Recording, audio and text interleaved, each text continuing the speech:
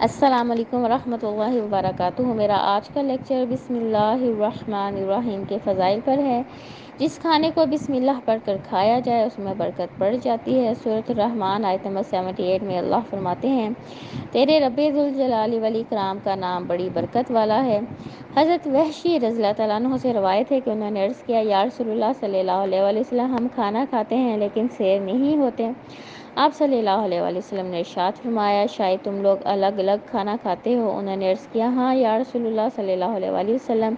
آپ صلی اللہ علیہ وآلہ وسلم نے فرمایا، کھانا اکٹھے کھایا کرو اور اس پہ اللہ کا نام لے کر کھایا کرو، اللہ تعالیٰ تمہارے کھانے میں برکت ڈال دیں گے۔ یہ ابن ماجہ کی حدیث ہے۔ اس حدیث سے دو باتوں کا علم ہوتا ہے، ایک تو کوشش کریں گھر میں اگر ہیں تو کھانا مل کر کھائیں، اس سے بھی کھانے میں برکت پیدا ہوتی ہے، اور دوسرا کھانے سے پہلے ضرور بسم اللہ پڑھنے کا اہتمام کرنا چاہیے۔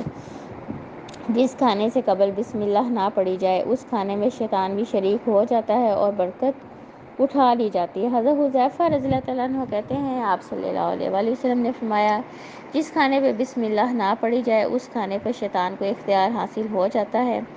کھانا کھانے سے پہلے صرف بسم اللہ پڑھنا بھی ٹھیک ہے، یا بسم اللہ الرحمن الرحیم، دونوں طرح پڑھنا جو ہے درست ہے۔ رات سونے سے قبل دروازے بند کرنے سے پہلے بسم اللہ پڑھ لی جائے تو شیطان اس دروازے کو نہیں کھول سکتا۔ جس چیز پہ بسم اللہ پڑھ لی جائے شیطان اسے ہاتھ نہیں لگا سکتا۔ حضرت جابر رضی اللہ تعالیٰ عنہ سے روایت ہے کہ آپ صلی اللہ علیہ وآلہ وسلم نے فرمایا، رات سونے سے قبل بسم اللہ پڑھ کر دروازے بند کیا کرو، کیونکہ بسم اللہ پڑھ کر بند کیے گئے دروازے شیطان کھول نہیں سکتا۔ یہ بخاری کی حدیث ہے۔ تو اب اس حدیث سے کیا پتہ چلتا ہے، اگر ہم چاہتے ہیں کہ شیطان رات کو ہمارے دروازے نہ کھول سکے، دیکھیں اس میں کوئی طاقت نہیں ہے۔ بسم اللہ میں کتنی طاقت ہے کہ اگر ہم بسم اللہ پڑھ کے دروازے بند کریں گے تو شیطان ان بند دروازوں کو نہیں کھول سکتا۔ جو کام بسم اللہ پڑھ کر کیے جائیں وہ شیاطین جنات کے شر سے محفوظ ہو جاتے ہیں۔ سونے سے پہلے، گھر کے دروازے بند کرنے سے پہلے، روشنی بجھانے سے پہلے اور برتن ڈھانپنے سے پہلے بسم اللہ پڑھنا مستحب ہے۔ حضرت جابر رضی اللہ تعالیٰ عنہ سے روایت ہے کہ آپ صلی اللہ علیہ وآلہ وسلم نے فرمایا، جب رات کا اندھیرا چھا جائے تو اپنے بچوں کو گھروں میں روک لیا کرو، کیونکہ شیطان اس وقت جو ہیں وہ پھیل جاتے ہیں۔ عشاء سے کچھ دیر بعد بچوں کو چھوڑ دو اور گھر کا دروازہ بسم اللہ پڑھ کر بند کر دو۔ چراغ بسم اللہ کہہ کر بجھاؤ، پانی کا برتن بسم اللہ پڑھ کر ڈھانپ دو اور دوسرے برتن بھی بسم اللہ کہہ کر ڈھانپو۔ اگر برتن ڈھانپنے کے لیے کوئی ڈھکن نہ ملے تو کوئی چیز آڑی رکھ دو۔ یہ بخاری کی حدیث ہے۔ تو اس حدیث سے ایک تو یہ پتہ چلتا ہے کہ جس ٹائم مغرب کا وقت ہوتا ہے اس وقت کوشش کریں کہ بچوں کو بھی گھر سے باہر نہ بھیجیں، آپ خود بھی گھر سے باہر نہ جائیں، کیونکہ اس وقت ہر طرف شیطان اور جن جو ہیں وہ پھیل جاتے ہیں۔ اور اگر کسی کو ضرورت کے تحت باہر جانا ہی پڑ جائے تو وہ بھی عشاء سے کچھ دیر بعد باہر جائے۔ اور پھر سے حدیث میں ایک اور بات بتائی گئی، گھر کا دروازہ بھی بسم اللہ پڑھ کے بند کرنا ہے، چراغ بھی بسم اللہ کہہ کر بجھانا ہے، یا لائٹ آف کرنی ہے وہ بھی بسم اللہ پڑھ کے آف کریں، کیونکہ آج کل ہم لائٹس یوز کرتے ہیں۔ اسی طرح پانی کا برتن جو ہے اسے بھی بسم اللہ پڑھ کے ڈھانپنا ہے اور دوسرے برتنوں کو بھی بسم اللہ پڑھ کے ڈھانپنا ہے، تاکہ شیطان سے یہ تمام چیزیں جو ہیں وہ محفوظ ہو جائیں، کیونکہ کئی دفعہ شیطان بھی انسان کے گھر میں کسی نہ کسی طرح جو ہے نقصان پہنچانے کا سبب بنتا ہے۔ تو اس لیے حکم دیا گیا ہے کہ دروازے بھی بسم اللہ کہہ کے بند کریں اور جو ہے لائٹ بھی بسم اللہ کہہ کر بجھانی چاہیے۔ گھر سے نکلتے وقت بسم اللہ پڑھنے والے کی رہنمائی کی جاتی ہے۔ گھر سے نکلتے وقت بسم اللہ پڑھنے والے سے شیطان الگ ہو جاتا ہے اور آدمی شیطان کی شر سے محفوظ ہو جاتا ہے۔ حضرت انس رضی اللہ تعالیٰ عنہ کہتے ہیں، آپ صلی اللہ علیہ وآلہ وسلم نے فرمایا، جب آدمی اپنے گھر سے نکلے تو یہ دعا پڑھے، اللہ کے نام سے نکلتا ہوں، اللہ پہ بھروسہ کرتا ہوں، گناہ سے بچنے کی طاقت اور نیکی کے حصول کی قوت اللہ کی توفیق کے بغیر کسی میں نہیں ہے۔ اس وقت اس کے حق میں یہ بات کہی جاتی ہے، سارے کاموں میں تیری رہنمائی کی گئی، تو کفایت کیا گیا اور ہر طرح کی برائی اور خسارے سے بچا لیا گیا۔ بس شیطان اس سے الگ ہو جاتا ہے اور دوسرا شیطان اس سے کہتا ہے، تم اس شخص پہ کیسے مسلط ہو سکتے ہو جس کی رہنمائی کی گئی، کفایت کیا گیا اور محفوظ کیا گیا۔ یہ ابو داؤد کی حدیث ہے۔ تو اب اس حدیث سے کیا پتہ چلتا ہے، جب ہم گھر سے نکلتے ہوئے یہ دعا یقین کامل سے پڑھیں گے تو شیطان انسان کو نقصان نہیں پہنچا سکتا، نہ شیطان نقصان پہنچا سکتا ہے اور نہ ہی انسان اس انسان کو نقصان پہنچا سکتا ہے۔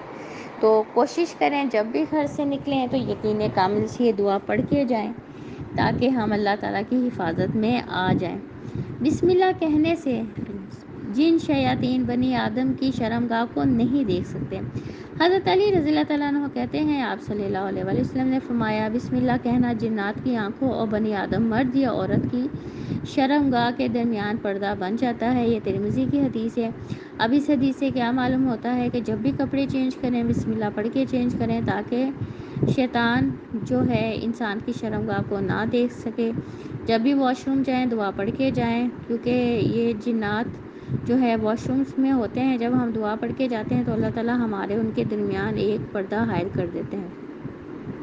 اس لیے جب بھی کپڑے چینج کرنے ہیں، بچوں نے چینج کرنے ہیں، بچوں کو بھی یہ جو ہے کلمات سکھائیں کہ وہ کپڑے چینج کرنے سے پہلے ضرور بسم اللہ پڑھیں۔ بسم اللہ پڑھنے سے انسان شیطان کے حملوں سے بھی محفوظ ہو جاتا ہے۔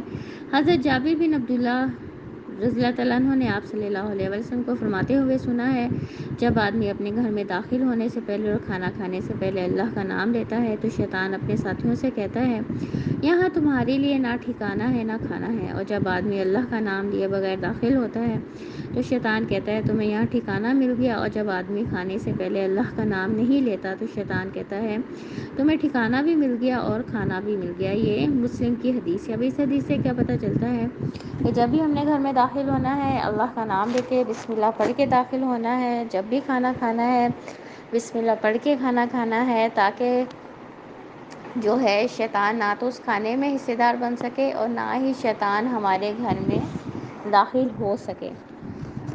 ہم بستری سے قبل بسم اللہ پڑھنے والے میاں بیوی کی اولاد کو اللہ تعالیٰ شیطان کے شر سے محفوظ رکھتے ہیں۔ حضرت عبداللہ بن عباس رضی اللہ تعالیٰ عنہما سے روایت ہے کہ آپ صلی اللہ علیہ وسلم نے فرمایا جب لوگوں میں سے کوئی اپنی بیوی کے پاس آنے کا ارادہ کرے تو یوں کہے اللہ کے نام سے اے اللہ ہمیں شیطان سے دور رکھ اور اس اولاد سے بھی شیطان کو دور رکھ جو تو ہمیں عطا فرمائے، پس اگر اس ہم بستری کے دوران ان کی قسمت میں اولاد لکھی ہے تو شیطان اسے کبھی ضرر نہیں پہنچا سکے گا۔ یہ بخاری اور مسلم کی حدیث ہے۔ کتنی بڑی گارنٹی دے دی گئی۔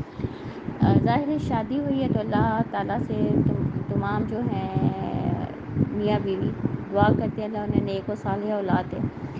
اگر میاں بیوی ہر تعلق کو قائم کرنے سے پہلے اس دعا کو یقین کامل سے پڑھیں اور اگر اس تعلق سے اللہ نے ان کی قسمت میں اولاد لکھی ہوئی ہے تو دیکھیں کتنی بڑی گارنٹی ہے کہ شیطان اس بچے یا بچی کو کبھی نقصان نہیں پہنچا سکتا۔ وہ بچہ یا بچی شیطان کے شر سے ہمیشہ ہمیشہ کے لیے محفوظ ہو جائیں گے۔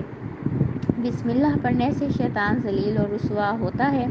ایک صحابی سے روایت ہے کہ میں آپ صلی اللہ علیہ وسلم کے پیچھے سواری پر بیٹھا تھا، اچانک گدھے نے ٹھوکر کھائی، میں نے کہا ہلاک ہو شیطان۔ آپ صلی اللہ علیہ وسلم نے فرمایا ایسے نہ کہو شیطان ہلاک ہو، اس سے شیطان کی تعظیم ہوگی اور وہ اکڑ کر گھر کے برابر یعنی خوشی سے پھول کر کھپا ہو جائے گا اور وہ سمجھے گا کہ میرے پاس اسے گرانے کی طاقت ہے۔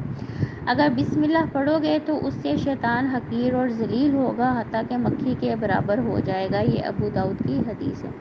تو اب اس حدیث سے کیا پتہ چلتا ہے اگر کبھی انسان کو ٹھوکر لگے، انسان گرنے لگے تو فوراً کیا کہیں بسم اللہ، کیونکہ اگر ہم کہیں کہ شیطان ہلاک ہو تو وہ اللہ کے نبی نے کہا وہ سمجھے گا کہ میرے پاس یہ طاقت ہے اسے گرانے کی، شیطان کے پاس کوئی طاقت نہیں ہے۔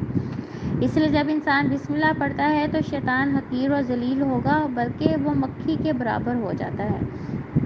ناگہانی آفت پر بسم اللہ پڑھی جائے تو اللہ تعالیٰ سکینت نازل فرماتے ہیں۔ حضرت جابر بن عبداللہ رضی اللہ تعالیٰ عنہ کہتے ہیں غزوہ احد کے روز آپ صلی اللہ علیہ وسلم 12 انصاریوں کے ساتھ الگ تھلگ رہ گئے، ان میں طلحہ بن عبید اللہ بھی شامل تھے۔ مشرکوں نے ان کا گھیراؤ کر لیا تو آپ صلی اللہ علیہ وسلم نے ان کی طرف پلٹتے ہوئے فرمایا ان لوگوں سے کون نپٹے گا؟ حضرت طلحہ نے عرض کیا میں، چنانچہ حضرت طلحہ نے تنہا 11 آدمیوں کے برابر قتال کیا حتیٰ کہ آپ صلی اللہ علیہ وسلم کے ہاتھ میں مشرک کی تلوار کی ایسی ضرب لگی جس سے حضرت طلحہ کے ہاتھ کی انگلیاں کٹ گئیں اور ان کے منہ سے سینگ کی آواز نکلی۔ آپ صلی اللہ علیہ وسلم نے ارشاد فرمایا اگر تو بسم اللہ کہتا تو فرشتے تجھے اوپر اٹھا لیتے حتیٰ کہ لوگ بھی دیکھتے۔ اس کے بعد اللہ تعالیٰ نے مشرکوں کو ناکام پھیر دیا۔ یہ نسائی کی حدیث ہے۔ تو اس حدیث سے کیا پتہ چلتا ہے کہ اگر انسان کو کوئی بھی چوٹ لگی ہے، جیسے حضرت طلحہ کی جو ہے ہاتھ کی انگلیاں کٹ گئی تھی، تو نہ چاہتے ہوئے انسان کے منہ سے سی کی آواز نکلتی ہے، مگر ہمیں کیا حکم ہے، اگر کبھی ایک انسان کو کوئی چوٹ لگ جائے، کوئی کٹ لگ جائے، تو کیا کہنا چاہیے؟ بسم اللہ، کیونکہ آپ سے انہوں نے کیا فرمایا تھا؟ اگر تو بسم اللہ کہتا ہے تو فرشتے تجھے اوپر اٹھاتے اور حتیٰ کہ لوگ بھی دیکھتے ہیں۔ تو اس سے ہمیں یہ بھی ایک سبق ملتا ہے، کبھی کوئی کٹ لگ جائے، کوئی چوٹ لگے، تو ہمیں کیا کہنا چاہیے؟ سی کی بجائے بسم اللہ کہنا چاہیے۔ اور دوسرا، غزوہ احد میں حضرت طلحہ نے بہت جو ہے اہم رول ادا کیا تھا، اور آپ صلی اللہ علیہ وآلہ وسلم کو جو ہے مشرکوں سے بچایا تھا۔ اور دیکھیں، ایک حضرت طلحہ نے، یہ اشرا مبشرہ صحابی بھی ہیں، ایک حضرت طلحہ نے 11 آدمیوں کے برابر جو ہے قتال کیا تھا۔ تو یہ کچھ بسم اللہ پڑھنے کے جو تھے فضائل۔ اللہ تعالی ہم سب کو توفیق دے کہ ہم ہر کام کے آغاز سے پہلے بسم اللہ پڑھیں، تاکہ اللہ تعالی ہمارے ہر کام میں جو ہے برکت ڈال دیں۔ آمین۔ ربنا تقبل منا انک انت السمیع العلیم وتب علینا انک انت التواب الرحیم۔ سبحان ربک رب العزت عما یصفون وسلام علی المرسلین والحمد للہ رب العالمین۔ السلام علیکم ورحمۃ اللہ وبرکاتہ۔